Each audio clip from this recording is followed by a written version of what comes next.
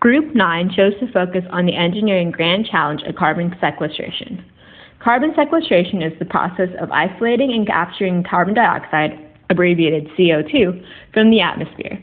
There are two major segments, the sequestration/isolation of carbon dioxide, and then the storage of the isolated carbon dioxide. This process occurs naturally in trees and plants, where carbon dioxide is taken up during photosynthesis. Excess CO2 ends up in the soil as a result of the decomposition of leaves and branches. The challenge itself is to sequester excess carbon dioxide in the atmosphere and store it in a way that is cost-effective and safe. Why is this important? The levels of CO2 produced exceed the ability to naturally sequester carbon dioxide. Carbon dioxide is produced as a byproduct of burning fossil fuels, which is our primary energy source. Excess carbon dioxide is linked to climate change and global warming, which has led to increased temperatures and various other environmental effects. These two visuals illustrate our increased production of carbon dioxide just within the past 10 years, and then the spike in carbon dioxide production that occurred in the 1950s.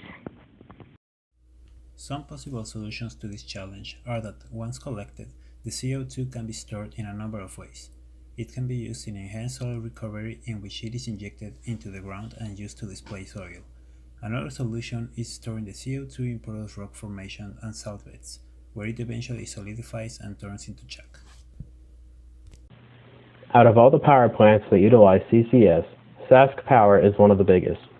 Built next to a coal mine, Sask Power is able to capture 90% of the 3,000 tons of CO2 it produces and stores it below the mine. The mine uses the CO2 for enhanced oil recovery, creating a mutually beneficial relationship that also helps the environment. Bill Gates is involved in another project, and instead of trying to keep the CO2 out of the air, they're trying to remove the CO2 already in it. By using mechanical and chemical processes, they're storing the CO2 and then turning it into a fuel source, a process they call A2F, or air to fuel. They hope that the fuel can be used in automotive and infrastructure environments and eventually be used to offset operating costs for other CCS processes. To conclude, fossil fuels will still be a part of our lives for the foreseeable future. However, it is important that we utilize and develop CCS processes, for without it, we will surely hit 450 parts per million of greenhouse gases by the middle of this century. Staying under this threshold is important if we hope to keep the global temperature change to only 2 degrees Celsius. One of the biggest challenges in carbon capture is storage methods. Finding more economic means of storage will be critical to further development. This is why finding methods that involve mutually beneficial relationships between fields, such as power plants and coal mines, is so valuable from an economic standpoint.